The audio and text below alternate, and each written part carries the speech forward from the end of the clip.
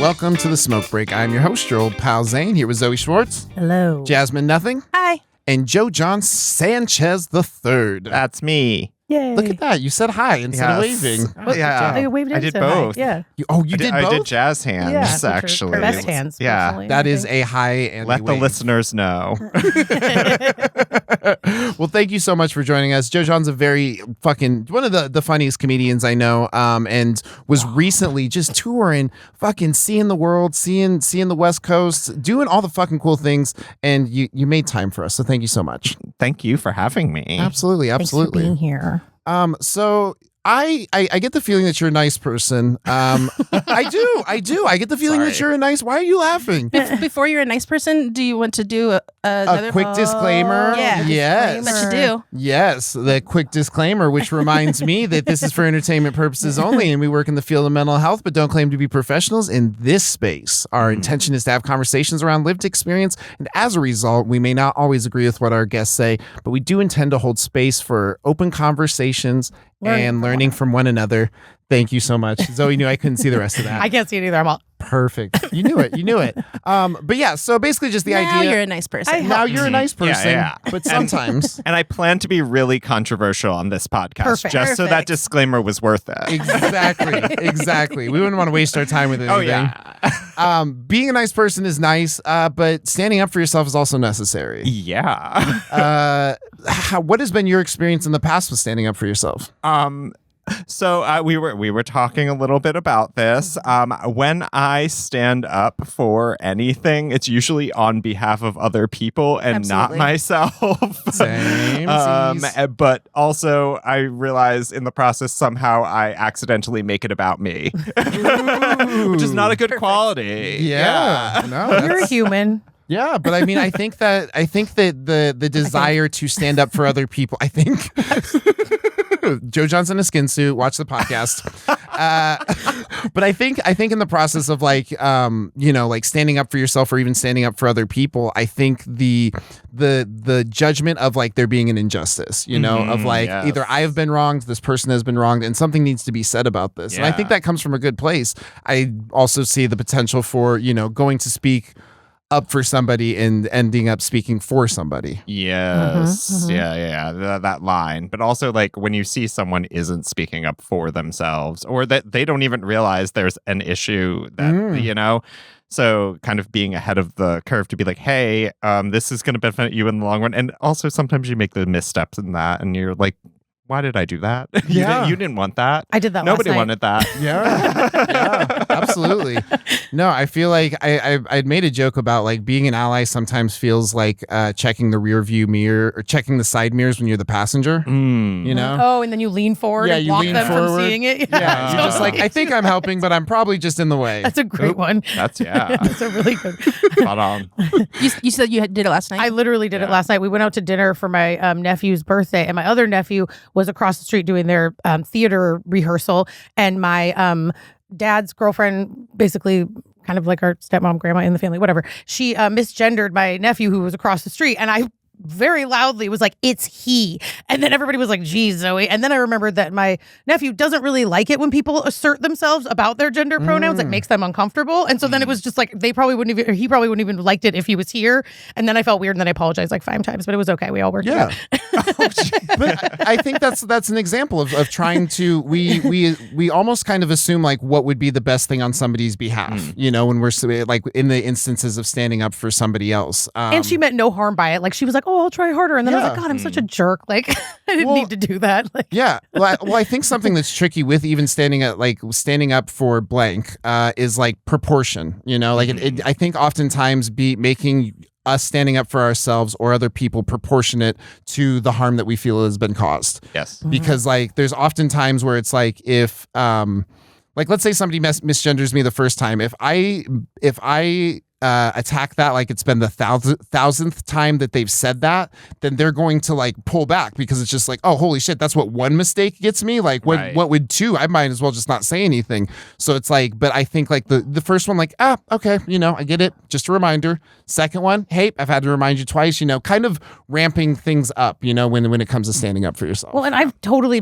I misgender people by accident all the time, and then I just quickly correct myself. Like obviously I try to do it less and less. Thing to do. Yeah. Right. But like it just wasn't. Yeah, it was like I think it came from a place of like I wish that my nephew felt more comfortable asserting their gender. But that's about me, like you said. So it's coming from a good place, but it just. Anyway, but luckily everybody in my family's cool, and me apologizing, then everything was fine, and nobody was weird about it after that. But like, it just sucks when you're like, I need to say it, and then you're like, wait, maybe I didn't need to say it that way. But it is so like imperfect too. Totally, and that's okay. Because like I've had situations where I didn't correct a pronoun, and somebody was like, it really would have been cool if you had stepped in on that. Mm-hmm. But then there was another time where I did correct somebody like very lightly and really quickly. Yeah. And the person sent me like a 2-page email about how inappropriate that was. Whoa. And the person that you did it for? Yeah. That it felt super uncomfortable to them. Tricky. And I was like, yeah. Okay, so it's a trap. I can't. You actually can't do anything, right? Which then makes people not want to do it at all. Yeah. Which is also not the answer. Exactly. So I feel like you just have to like do it knowing you're gonna like fuck it up. I just want everyone to know that if you correct someone on my pronouns, I will be thankful. There you go. Yeah. Even if I'm there, if I'm not there, I will be grateful because like there's only so much I can do to be like, for sure. I've put this information out there. Yeah, exactly. Especially it's like, oh, I just told a joke about this. You were in the just talking room about that. and then Thank you. You misgendered me immediately afterwards, and it's like, oh, I guess you weren't listening, but also, the first people are in time their heads. The first time I had done jokes about being non-binary, somebody said, "Good set, man," and I was like, Thanks. "Oh, you like the set? Wait a minute, no." It's like I don't know Did you whether listen to it? Yeah, should I be happy, mad? I call that you everybody liked my man, set? and then you're like, Yeah. Well, but I mean, I guess like for the whole standing up for yourself thing, I had this recent experience where I had set a boundary with somebody and I was just like, hey, I can't have you talking to me this way. And if you're going to talk to me this way, I just can't have you talking to me. So he's like, okay, I won't talk to you. That was the agreement. That's what I believed it was. And I'd walked past him and he'd made this passive aggressive comment. And like in the moment, I was just like, just let it go. Add it to the list of things that someday you'll blow up and it'll seem really disproportionate, and let it just build up. And as I was walking away, I was just like, I don't think I'm going to feel better like going back to whatever room I'm going to if I don't say something now. So I just went back, pulled him aside and was just like, hey, like, I am not saying that people can't change and I don't want to give people a chance to change, but like you have to do that work. Like I can show up and give you the opportunity to be different, but you have to make that move. And fucking since then, I haven't heard anything from him because he's a douchebag and I would prefer if he was quiet. and now he's just going to avoid you forever. I really hope preferable. so. Which is the goal, yeah. And honestly, and sometimes it is. Yeah. Sometimes it is. That's It's just safer. like sometimes like a proportionate explosion because it's like what I said to him was not as gentle as what I told you I said to him. But it was proportionate because it was built up over time. It was you've said this, you've done this, you've said this, you've done this. I ate it. I think, what is it? So yeah, we got these cool tattoos. This is a B. This is a B. And the reason Mine I got is up here. Yep, Jasmine got a sweet B. Hell yeah. And the B is representative of somebody just being like, hey, I noticed you don't really blow up when people attack you. And I was just like, no, I don't have that luxury. He's like, I feel like if a swarm of bees attacked you, you would ask each one of them if they were okay. Wow. And I was like, you can go fuck yourself. You're all, now I'm standing up I didn't for want to be myself. seen like that. Bullied me into standing up for myself. But I feel like there is that, like sometimes we're so worried about other people, facing injustice that we don't really think about ourselves. Yeah. Do you ever catch yourself being more protective of other people? Yeah, no, there was a moment on the tour where we were in a bar in Reno and the crowd was just like really loud in the back. And I didn't care about my own set because I know I'm loud enough to talk over them. But I knew that the next comedian coming was soft-spoken and I really I was like, people are here for this show. They paid money to be in this bar to see this show. They should get the show. And you're ruining their experience. And I know that you're a regular here, but shut the fuck up. Yeah. Sure. Shut the fuck up. And it also there was a whole weird thing too there where there was this group of pirates there, and I think they said a they were slang there thing I don't know for about? a testicle festival. What? I don't know what are you that talking means. about? Listen, it's Reno. What That is a wild happens in state. Reno? I talk about it on a podcast. Well, it's not Las Vegas, so you can do what you want. Yeah. It's not the No rule. rules, You made your yeah. own rule. Yeah. But so these people were being rude, and you're just like, I can step in and be Yeah. like, I need you guys to shut the fuck up. But that was more in reference to somebody else. How Yeah. do you feel How did like? Oh, I was going to ask how it felt.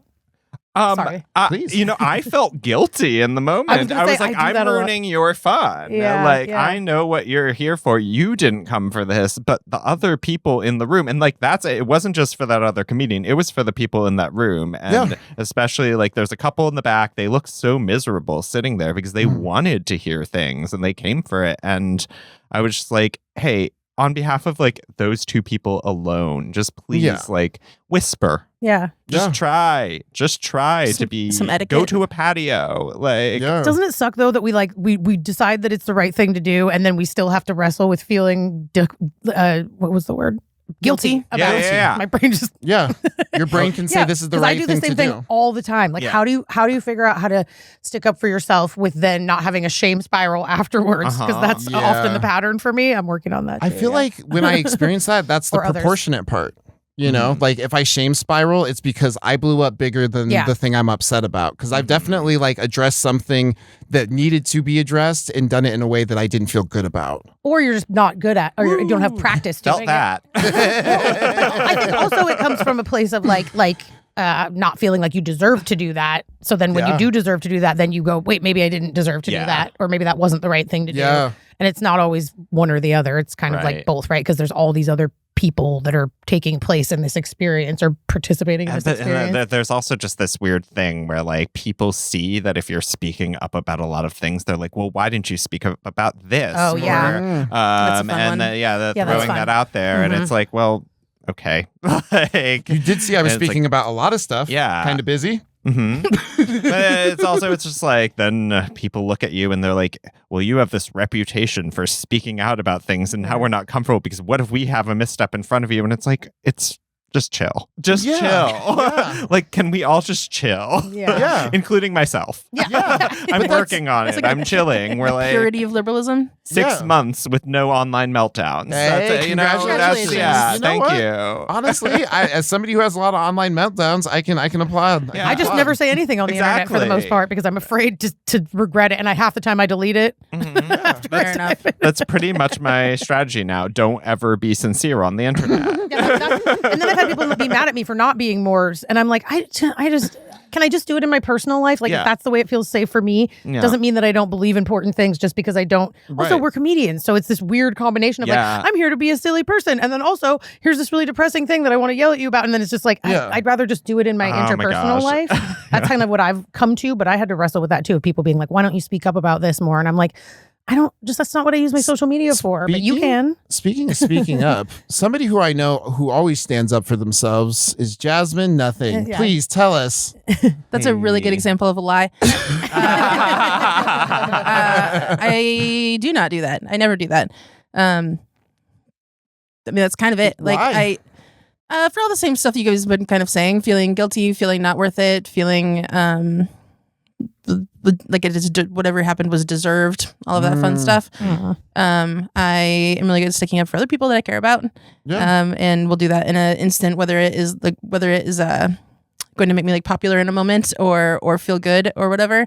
And that feels totally fine, but it is very difficult for me to do it. I also am just like, What do you think makes the difference though? Because it's like you can reason why it would be acceptable to stand up for somebody else, but how can you reason yourself out of it being acceptable? To stand up Delusional for thinking. yourself? Delusional thinking. All right, I hope we talk about that later. Cognitive distortion is what I call it. Yeah. Oh God. Something just like hit right there, and I know we have to move on soon, but That's okay. But please share. But yeah, it's just I I think that now I've lost my thought. This is great. This is actually great content. You're not my thought being like, let me interject. Well, the and bigger then message lose is my probably big thought. that you're not alone, right? Like that's probably where it was that's coming really from, where right? I was going with. But yes, so much of that. So it appears the trick is just to hang out with other people that will stand up for you. Because if you stand up for me and I stand up for you, then we're fine. Boom. Yes. Community. That's what I was calling people in, like versus calling them out, and like the difference between that. And I know that I felt so much better when someone called me in, but then there are situations where I've called someone out, and they're like, "Well, why didn't you just call me in?" And I'm like, "We don't know one another like that. Like, how do I broach that when I'm like?" If I think that I'm going to privately message you and you're going to message back and be like, I don't fucking care. Yeah. Like, what do I do then? Yeah. And even that might be an illusion in my head. Like, I could call this person in, but I've built this up in a way where, like, well, I think they're not going to hear this. I think, like, just to speak to that, I feel like oftentimes we're just like, I'm not close enough to this person to have that conversation, but like the thing that might make us closer to that person is having that conversation. That's true, and that's happened definitely. Yeah. So I'm gonna pretend like that was a good note Also, to wrap it's up imperfect. on. Nope, never mind. Zoe, everybody ruined it. We're gonna take a real quick break. We'll be right back with the smoke break. I in ruined just one stuff.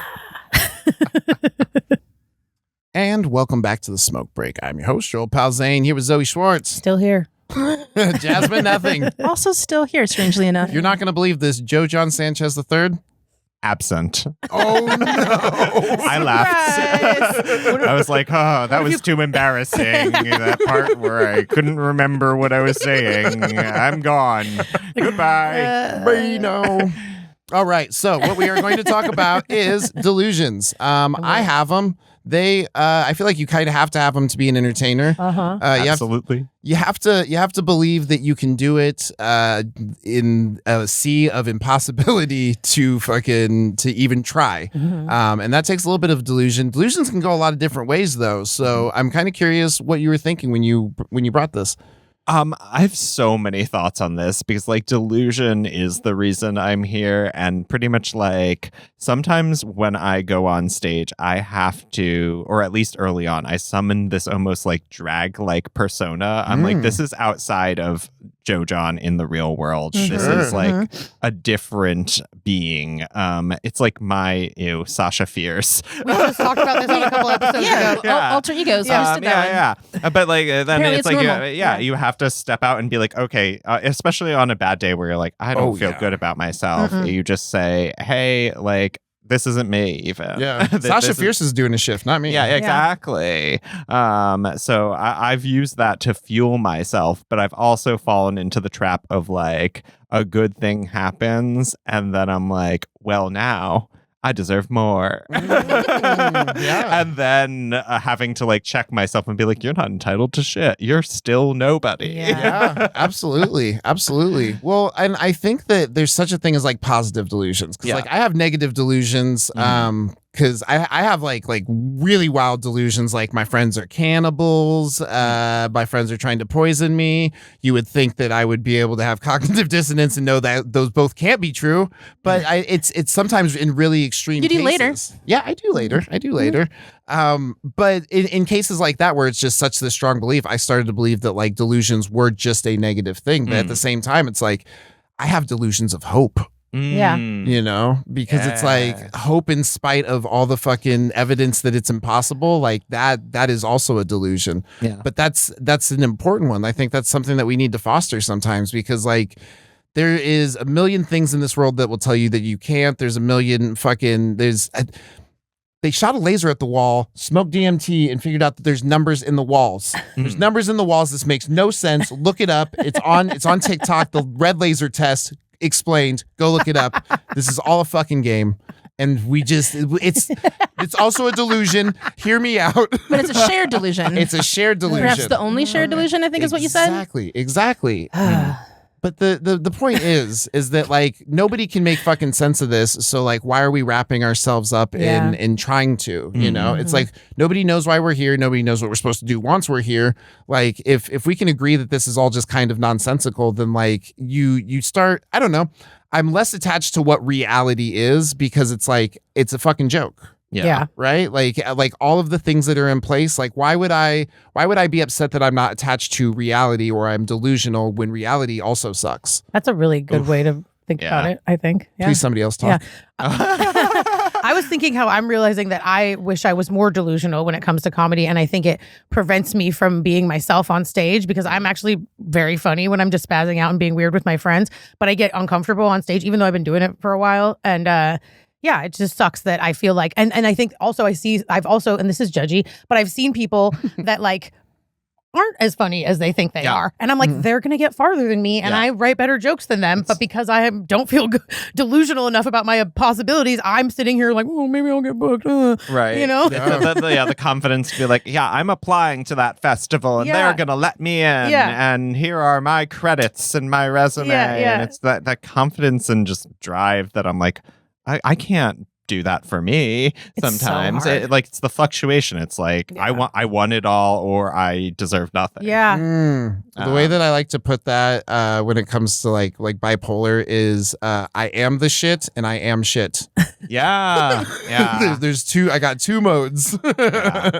I don't know if it's just an ADHD thing too, but I've also like in the past a therapist was like, I think you have cyclothymia, so like it is potentially related in that like bipolar light type way for me. Are you like bouncing back? Symptom wise, like it's sometimes I'm just like in this little depressive rut, and then sometimes it's like light mania. Mania light. I'm currently having a little bit of like diet mania right now for sure.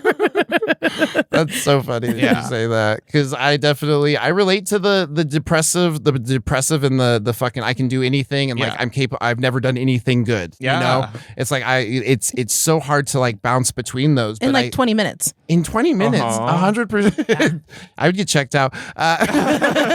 You're like, yep. But I mean, it's you feel powerful in those moments, and it's like I wish I could just put that in a fucking bottle, you know, where I'm just like where I believe that I can do all these things. What do you think maybe changes you out of that? Like if you can believe so strongly 1 second that you're capable, what do you think brings you out of that? I think that it's whenever you surprise yourself in those low moments and you're like, wait, no, I am good at this or something, or at least I have something to offer. And it's just like, and reframing as a tactic of just being like, oh, well, you know, I might not have, you know, been the funniest person as the host of this show, but did I set everyone up for success? Like, did I book the show to make it a funny show? Bring it together. Like, what did the audience have a good time in the end? Like, so it sounds like finding like ways of measuring success that are not in comparison to others. Is that like a decent way of thinking about that? But also like it's not accepting like or expecting perfection from yourself. You know, like you can't expect that all the That's time. a delusion. And like that comedy especially, it's like it's a wave, it goes up and down. I don't believe there's a single person who's constantly going on an upward every single step. It's not you human. know, that is an illusion. Yes, exactly. Yes, that is a full. But like you want that in your head. You're like, okay, well, now that this happened, I have to get to this next step, and it's like. People have said this before who are like further ahead than me. It's like the goalpost is always moving. It's like, okay, suddenly I'm like, oh my gosh, you have like a TV writing credit. And they're like, well, I'm not acting on the show. Type thing. No, we always raise the bar for ourselves. It's a way to always be disappointed too. That's why you just got to enjoy the process. Sorry. No, you're fine. You're fine. The thing that I was gonna piggyback on that and say is, the thing that I really liked and heard was black belts, like the way that they put that. Like, there's this really funny comic who had said, like, I was like, oh man, you got all the things, and you're in all the places. This is awesome. And he's just like, when you become a black belt, you just have to fight other black belts, though. That's like, a good one. Yeah. Oh no, you know, it's not like you beat the boss battle, you are now the boss. Like, but it kind of is now. Like, you've just switched out spots, and now everybody's coming to you. Yeah. This is going to be a huge pivot, but it is related to the topic as far as delusion goes. Like, I feel as a kid, delusion was living in me like all along. And I think this may just be a common experience amongst queer young people, is that like you have to imagine this bigger world than you because the world is not reflecting who you are inside. And like, so it's like that kind of ripped my heart just out. Inside. It kind of ripped my heart out, but it's perfect though. Yeah. It is perfect. I like we it. kind of have to imagine a world that's imagined us not in it. Yeah. You know, like we're living in a world that has imagined us not there, and we have to imagine ourselves still there. Yeah. No, and like I was a kid who spent a lot of time alone. I was the youngest of three. My middle sister is like 7 years older than me. So I spent a lot of time just alone living in my own little universe and like creating these little stories and things. And like, but in that, I always like had this bubbling under like, I'm going to be on, like, I'm watching TV and I'm like, I'm going to be on all that. I'm like, sure of it. I'm like, just fly me out. Like, you know what? After watching the documentary, good thing I wasn't. Dodged a bullet. Dodged a bullet. Yeah. But yeah, well, not to make light of other people's. Sure. But I am glad that you are okay. And yeah, a moment of silence. Yeah. There we go. But I think as far as like as delusions go, I think that like imagination is so much a part of that, you know, where it's just like you kind of have to imagine, you know, things being different. Yes. Because that's a hard thing to do when like the world will reinforce that it's this way so many times. It's this way. It's always been this way, and it's this way for a reason. Yeah. And I just feel like change makers in general. Yeah, I think it's really important. Kind of delusional. I think you have to be able to imagine a world or a future that doesn't exist in order for like change to really happen. And I think I think there's a lot of value in being someone who can be delusional. I am gonna say this. Maybe other people will agree. I feel like there's a lack of imagination in the adult world. Absolutely. That, like, we've all lost touch of this like kind of childlike wonder and whimsy that like is so useful in life to have, because everyone is like, well, being an adult is letting go of that. This is very like Peter Pan low key, but like, can I give you a compliment real quick? Your comedy gives me like that whimsy back. Oh, like every time I see you just up there being free and having like that much I'm fun. gonna cry. That's no, I genuinely feel like I feel that I because I think that sometimes we have such a hard time being goofy. You know, like we have such a hard time just letting go and just being like, I do too, but I love being goofy with people I'm comfortable Yeah, I can't do it on stage nearly as well as I can do it in real life. And it's a real bummer because people would think I was way funnier if I could. But like that goofiness is like, I feel like that's us at our most relaxed, you know, because it's like, that's what like laughter is laughter is you letting go enough, feeling safe enough to just be like, you know, to have an involuntary reaction. Well, even like 20 minutes ago or something, Zoe said something right before we started and I laughed, and you comment on the fact that you've never heard me laugh like that. Yeah. And it's only because I'm getting more comfortable with you, because I don't really laugh out loud like that normally. Zane's heard it a bunch of times now. Yeah. But like, I am pretty guarded about it. I liked it. What you were just saying reminded me of one of my favorite things is when you see little kids playing and they're in that like imaginary kid world, and an adult tries to like interject and say something, and the kids just look at them like, fuck you, adult, get the fuck out of my face. You're not or they in a won't even spaceship. respond. Yeah, Okay, or when the kid doesn't even respond, and I'm like, that's right, kid, you fucking ignore the shit out of me. I am depressing, you know? And so I love that when you're like, it's annoying if you're the parent or the nanny or whatever, but it's but that's beautiful that they're just like, you just burst this like bubble of this like world that we're in, and you're boring, and you're taking them out of the fantasy. And then sometimes when you check someone's delusion, like they're like, you know what, I'm gonna do this great thing, and then you're like, well, but realistically that you are that adult. You're that wah, wah, wah, wah, wah, wah, peanuts exactly. adult. And it's like to pull back and just be like, you know what, I hope you find that. Yeah. I hope you travel to space or whatever that is. Yeah, like, why am I trying to steal that from you because I got it stolen from me? Like, that's sad, you know? I mean, I understand that this is like a very white person bringing it up, but like Afrofuturism, right? Yes. And just the idea of like when you're creating all of these books and stories and everything in media, like so many times, like the black people in those are like we maintain racism in them still, instead of having enough imagination to have a world that people are like creating that doesn't have that. Yeah. And there's the fact that you have to have like an actual movement of media to do that specifically because people don't have enough imagination. Well, and what that reminds me of is The Dispossessed. I don't know. It was written by Ursula K. Le Guin. Okay. I'm remembering stuff. You're It's the doing first it. time I've referenced something ever. But That's not true. the way it was introduced to me was somebody. It was a black author, a queer black author that was talking about just the idea that they were writing science fiction, and science fiction has the potential to be what our future is, but we have to be able to imagine a future where we don't react the way that we do, that we don't do that things are so different than the way that they are, that you almost have to, like, to be a change maker, to be a writer, you almost have to be able to have an imagination that is so far outside what things actually are to be able to successfully write those things. So I think that perfect example of it. sci-fi, comedy, all of those things are examples of, like, wouldn't it be wacky if we were kind to each other? Yeah. What a world. What world do you want to live in, and how do you drag this one closer to it? Absolutely. Totally. Yeah. All right. Well, we're going to take a real quick break, and we'll be right back with the smoke break. And welcome back to Smoke Break. I'm your host, your old pal Zane, here with Zoe Schwartz. I'm here.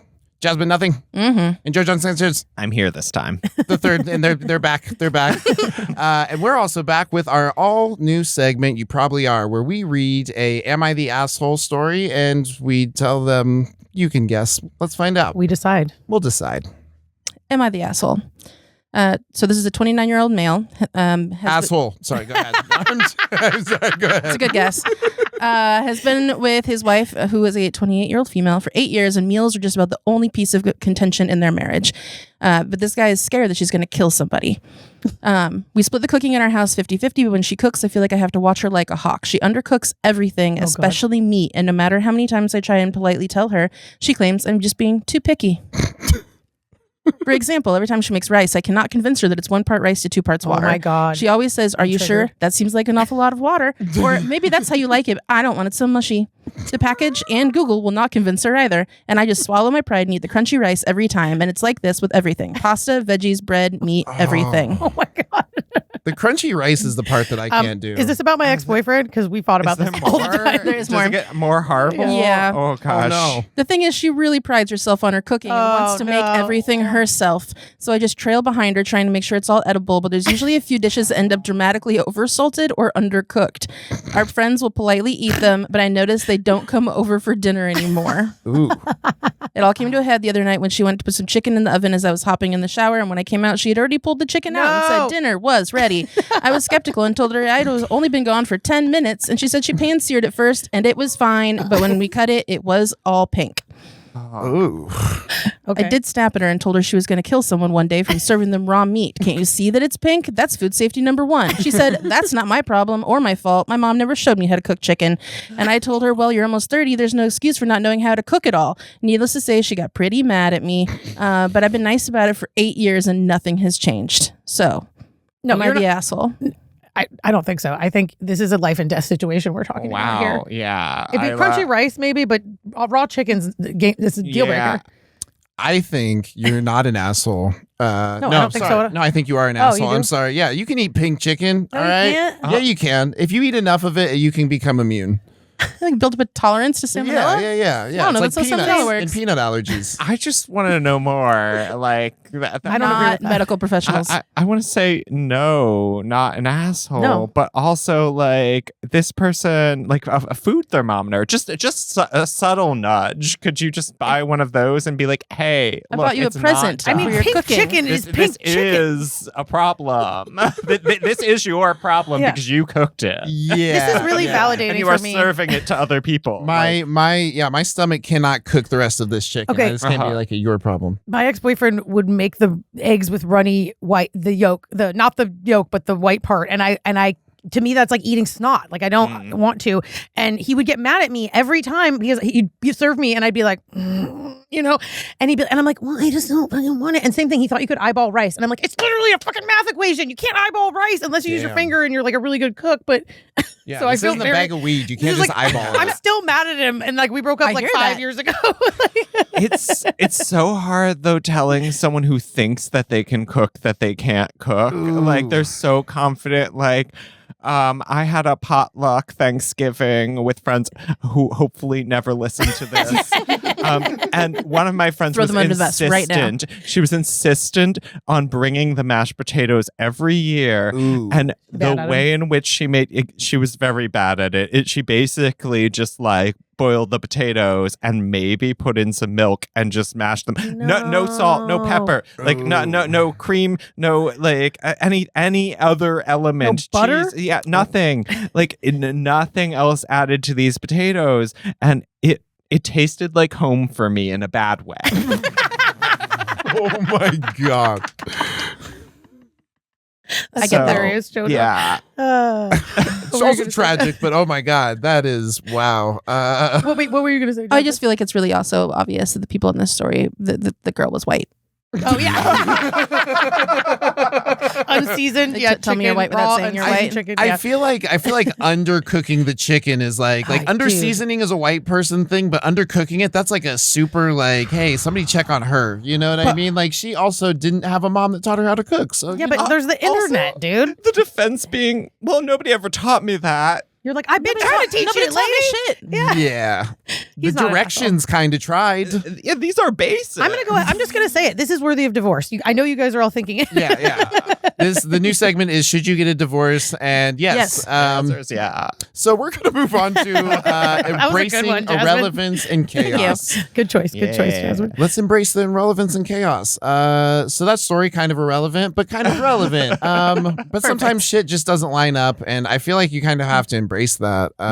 Is that I don't know, sometimes I plan for my plan never going as planned. That's the best thing I've ever done, because it usually doesn't go the way you think it will. But I think like when it comes to like being a comedian, we have this idea of like, once I make it to here, then everyone will know who I am, and that'll be super awesome. And also once you're down here, you can kind of just like work out jokes. But like once you're up here, they got to be fucking bangers, every one of them. Yeah. Right. So that irrelevance is kind of a benefit. So how would you embrace irrelevance if you were to? Well, no, I know I should be answering that question, Please, but I'm just going to bounce off of that. Because like I've heard so many people who have like won Portland's Funniest or something. Like they have this big credit, like they're on TV, this or that. They're like, please do not bring me up with that credit. Yeah. Because then the audience is expecting immediately, you are going to knock it out of the park right at the get-go. And now they're fighting over this expectation. So like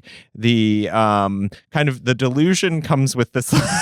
It ties together. I had somebody do that to me one time. Or just the success comes with this expectation that you're going to be great. And then if you have that in your head and you're fighting against that expectation, Fighting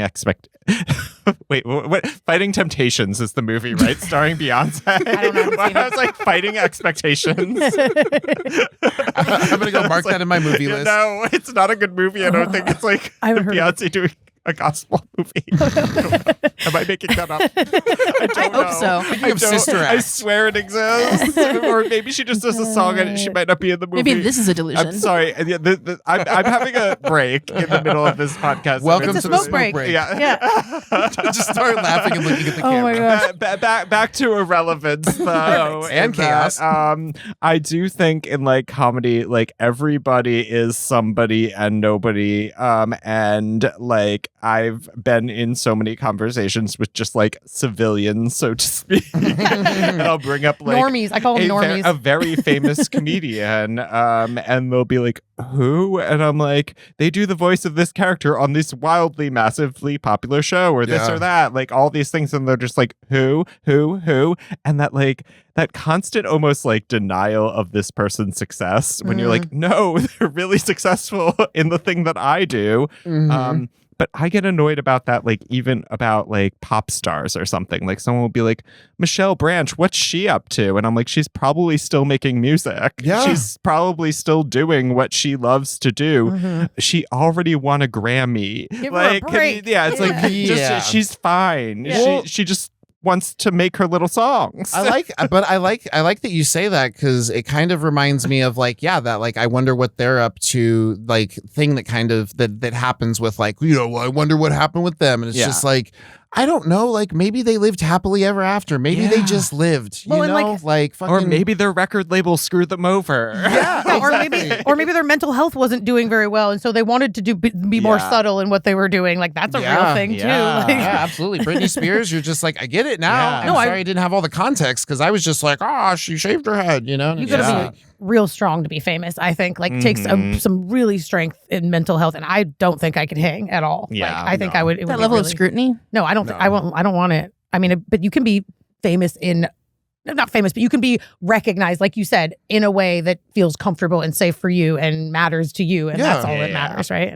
And I think that like being irrelevant, or like so to speak, or to put it in a way that I can't think of any other way to put it right now. Words being irrelevant, I think is almost like it's almost like a superpower sometimes, because it's like you have the freedom to find yourself, to be yourself, because once there's an expectation of, once you're relevant and everyone knows who you are, then they expect a certain thing from you. And if you don't give them that certain thing, there's going to be certain people who are glad you're growing and certain people who wanted the last thing. Yeah. But even if you gave them the last thing, there'd be certain people who were pissed off that they already got that. So yeah, it's all a trap. It's all a trap. It's all a trap. Spaced out. I'm kidding. I don't know. Like to speak to the trap thing, like I always wanted to be like universally liked. I was just like, I have to be liked by everybody. It's the only way I'll ever feel like myself. Until I realized that even if everybody liked me, there would still be one person who didn't like me because everyone liked me. Mm. You know what I mean? Like ultimately, even if everybody, they'd be like, oh, everyone likes that person. Fuck, like Taylor Swift. What has she done? Yeah. But I don't know. But everyone likes her, so fuck her. You know. Yeah. And it's just it feels like you can't win. So like why try and play? Yeah. There's a Nike campaign outside. Like I saw it first in LA, but it is now in Portland, and it says, "You can't win, so win." Oh yeah, and I saw that too. It makes no sense to me, but you know what? That's the philosophy right now. You can't win, so win. Yeah, I saw it too, and I was like, I think they think that's smart, but it's stupid. Yeah, it's so dumb. That's just the same thing backwards and forwards. I totally saw it the other day, and I was like, what the fuck? Like, what ad agency got paid like millions of dollars to come up with, you can't win, so win. So win. Just win. But also do it, but don't do it. Yeah. they're like, hey, we tried to like use thesaurus.com to change just do it. But instead, use Chat GPT. You can't win, so win. Whoever came up with that, like everybody in the office for like a week was like, man, you're so fucking cool. That was actually pretty good. I like that. She's the one that came up with the win-win thing. It doesn't make any sense. I like the idea of it like going up on billboards and everyone just being like, oh no. Oh no.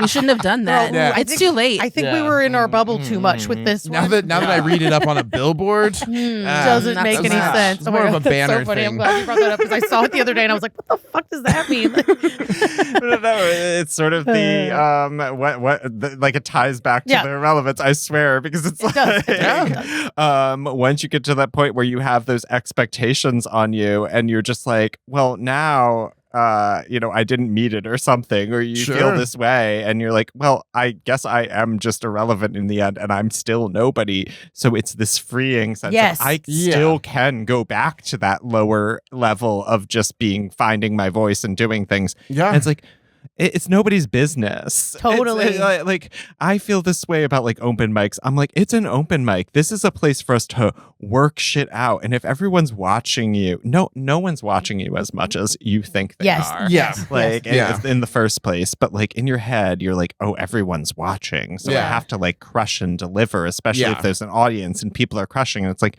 if that's not what you went in that room to do, then do whatever the heck you want. Yeah. But I don't know. Maybe an open mic host would be like, you're throwing off the vibes by doing this new bit, by doing your impression of Yoda as Shania Twain, you know? Listen, Also, that it's an bit open mic. kills. Okay, so let me do it. The vibes were already off. It's an open mic. Yeah, exactly. Honestly. That's funny. Yeah, well, I mean, I think sometimes, there's always a desire to be a step higher or to be somewhere else. I often think like everyone everywhere wants to be somewhere else. Someone Isn't somewhere there a else. movie called that? Yes, and I starred in it. But but yeah, I think that I didn't star in it.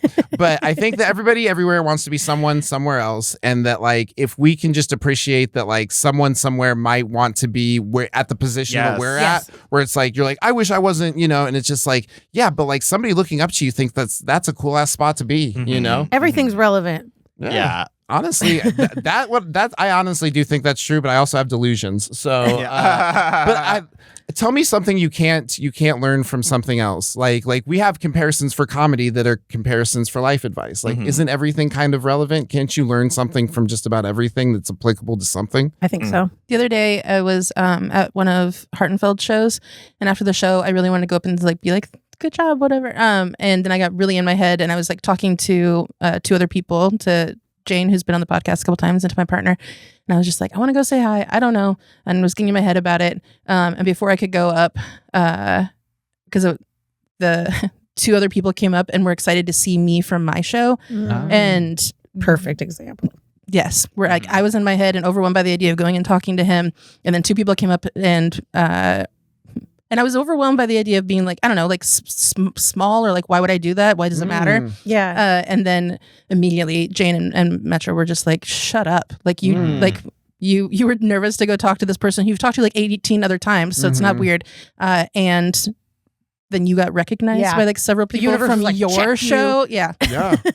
No, well, I think that's the perfect example of like, as you're working yourself up to be like, oh, I'm gonna go talk to this person who's bigger than me. There's two other people who are working themselves up to talk to somebody. So I think that's perfect. So Joe John, thank you so much for joining us. It's been a blast chatting with you. Thank you. We appreciate you. Yeah. Yeah, even though I'm nobody. Yeah, somebody. We're all nobody. None of us are anybody, but we're all also everybody. Exactly. Somewhere, all at once. I've been your host, your old pal Zay, here with Zoe Schwartz. Bye-bye. Jasmine Nothing. See ya. And Joe John Sanchez III. Bye. Later, players.